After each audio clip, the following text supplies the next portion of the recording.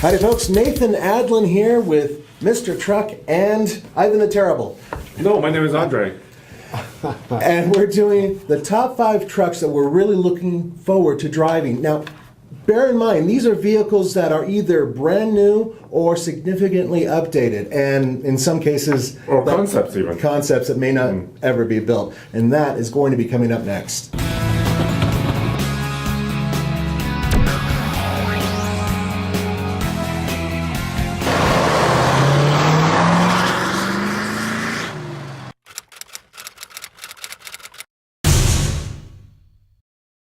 So here we go. Top 5 vehicles, trucks that we want to drive. We're dying to drive. We want to get our hands on these things. Number 5, I'll start it off with the Hyundai Santa Cruz. Now, this is a vehicle that we don't know for sure they're going to actually build. Hyundai says there's interest in it, and there is, but we don't know if it's going to be made. Now, Are you yawning? You're yawning. You already don't like it. I could care less.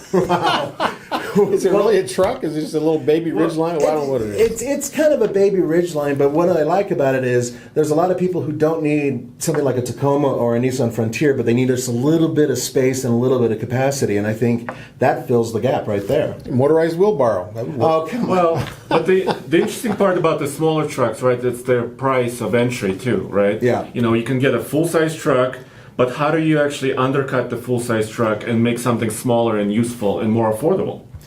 As a daily driver, it'll be very good, I would imagine, because it has what we think is going to be the 2-liter turbocharged engine, the same one that they use. Diesel, right? Well, that's the thing, is that there's a rumor there is a diesel that they could use. So yeah, we don't as know well. a lot of specs or any detail on We this. It's a concept. really just have some basic things that we've heard, some rumors, but Hyundai is very interested in building it. And I think they should, because there are a lot of people out there who just don't need the capacity of a pickup truck. They need something that just comes in underneath it. All right, let's go to number 4.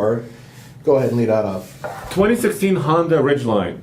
So we've seen camouflaged images of this pickup truck. We don't know any specifications on it, right? And actually the current Ridgeline's been discontinued. I mean, the sales of it has wound down. Yeah. So we have kind of an empty space here in the Honda stable. Well, Honda's got a very loyal following. You know, they need to fill the gap. Yeah, they do. And this is what I hear. Now, once again, this is just what we hear. There will be updates to the chassis. Basically, they will beef everything up and increase capacity a little bit. But for the most part, what they're doing is they want it to look more like a truck. Yeah, and I think there's another rumor that it's going to separate the bed from the cab.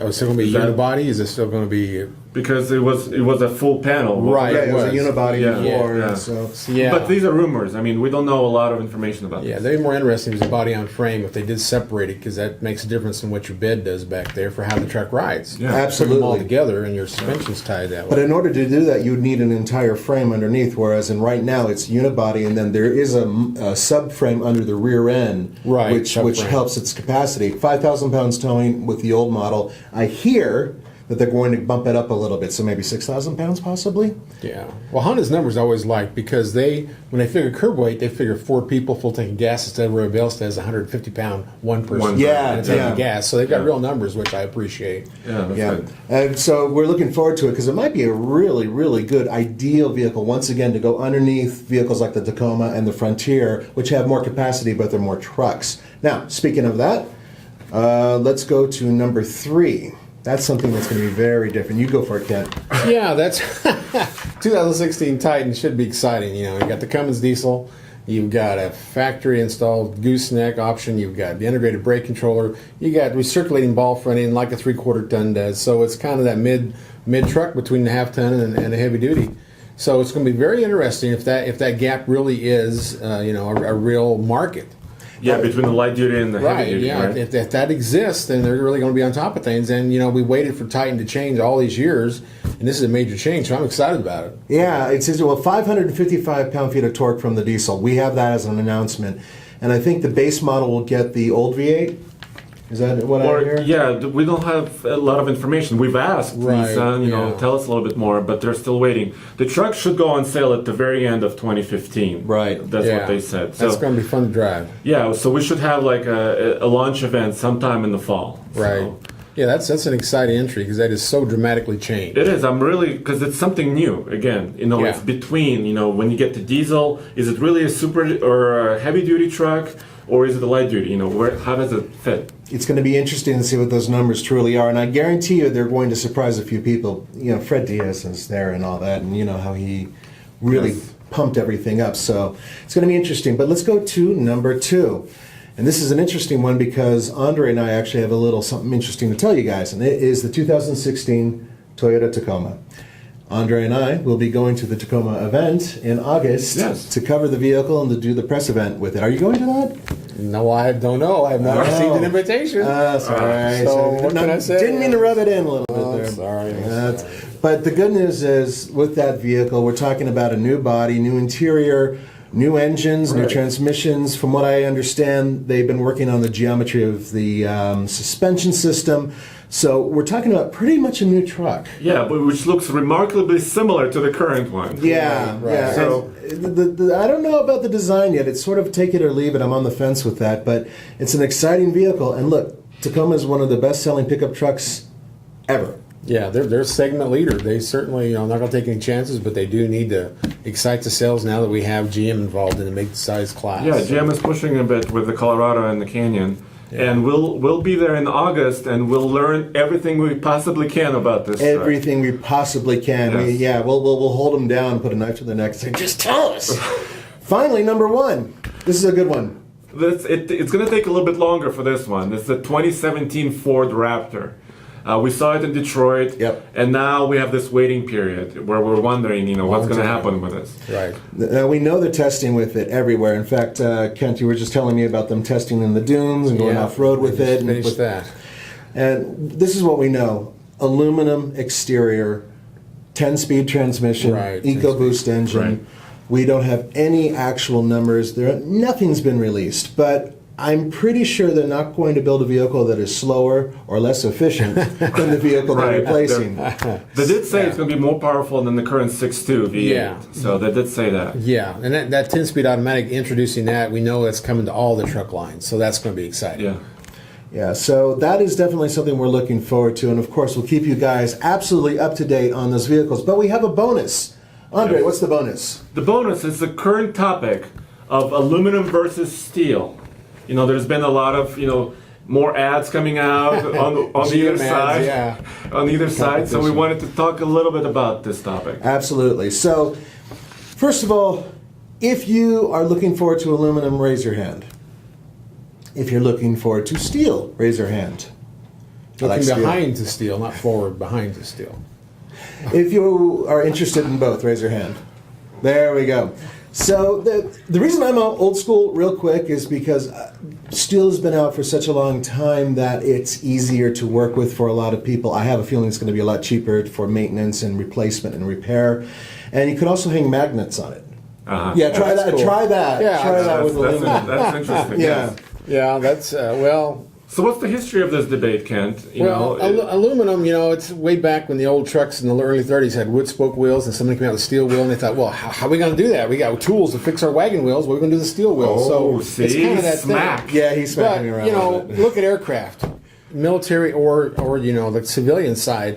Look at DC-3, that's like 70 years old, aluminum skin. Look at B-52 bombers, aluminum skin. They're almost 60 years old, and they've been recommissioned for more decades. You look at the 747s out there. They fly every single day. I mean, there's a whole fleet of them goes to Saudi Arabia for Evergreen every day. So, they know what's going on. Look at semi-trucks. Cabs have been riveted aluminum or fiberglass for a long time now. What about Hoods and trailers? Cab. Trailers on the horse trailer side, that's been the big deal. They've gone to aluminum because so much has happened to their steel with salt damage in eastern United States. Uh-huh. And they've learned that a long time ago. You got to use aluminum sheet metal. It looks better longer if you isolate it from the steel, which they do with mylar tape and a bunch of other things. You don't have a corrosion problem. You don't have electrolysis problems. You don't have all those the whole rust idea of steel. Look at a 30-year-old semi-trailer. It's a rust bucket. Look at anything that's not been galvanized. So what's the rumor right now with General Motors and aluminum? You tell them that. Well, they brag about their aluminum hood. So what's the difference between building an aluminum hood on a truck and the rest of the Versus body? steel, yeah. Now, aluminum, it has to be thicker to have the same strength. So that's why Ford really reinforced their bed. It's much thicker than the old They bed. call it military grade. They call that, and that's actually, it's a 6061 is what... The grade of it? That's what I know of it, 6061 T6. So it's a 6000 series. That's what most of your really high quality aluminum hitches are made of. That's what your high quality horse trader sheet metal's made of. So it's all the same kind of thing. So it's not like new technology. I mean, European cars, what, 15 years? Audis, Beamers, the whole even- ball of wax. even longer than that in So some we're not cases. talking about some new thing. And and then they talk on one ads I saw GM, they're talking about the adhesives. They've been using the same adhesives on steel. So it's not like it's anything is Yeah. new. And you got to have progress. You got to have competition. All this makes the world get better. And if we can't be open to some of that, like nobody wants a new doctor, nobody wants a new lawyer, nobody wants a new wife. These are things you have to get used to. So But all of those are up for debate. But So my take on this is this: you have to use a material that makes sense in the application. So, and Ford has taken a big bet, right? It was their most popular vehicle in the country, Yeah, the it is. F-150, and they're It's a going big for gamble. aluminum. So they're really giving it, a huge, momentum and push. And I am a little concerned about, maintenance costs in the interim, right? So there's information out there that it costs more and it takes longer to repair. But I think on the other side is, first of all, it gives you a little bit more payload, right? You subtract the weight from the Right, truck, right. you can add weight of cargo. So I'm really excited about that, usefulness of it. So and it's very recyclable, more recyclable than steel is. yeah. So in general, I'm for progress. But if you're making a decision today, should you get, a traditional steel truck or, the F-150, which is all aluminum, these are the things you need to think about. absolutely. And there's one final thing to this, and we've got to close this down, and that is composite materials. I've been hearing rumors that a lot of people have been looking at composite materials to replace steel and aluminum. Yeah. To use it throughout the vehicle and to lighten it up, and at the same time not have to worry about the price of aluminum. As you know, it's not exactly that plentiful of a material compared to some other materials out there. And So- for example, Tacoma uses a composite bed. Right, right, they do. Right, GM has done that in the past too. The inside circ was. And that. what's the next Continue. step? Carbon fiber? Well, that's possible, Plastic, or some other yeah. form of carbon Yeah, fiber, yeah. possibly. Yeah. Anyway, guys, hey, this is a big debate. We want you to join in that debate. Please put your comments down below. For the Fast Lane Truck This is Andre, Kent. and Nathan, thanks for joining us. We'll see you next time. and we'll bring you all the information about the new trucks really soon. Promise.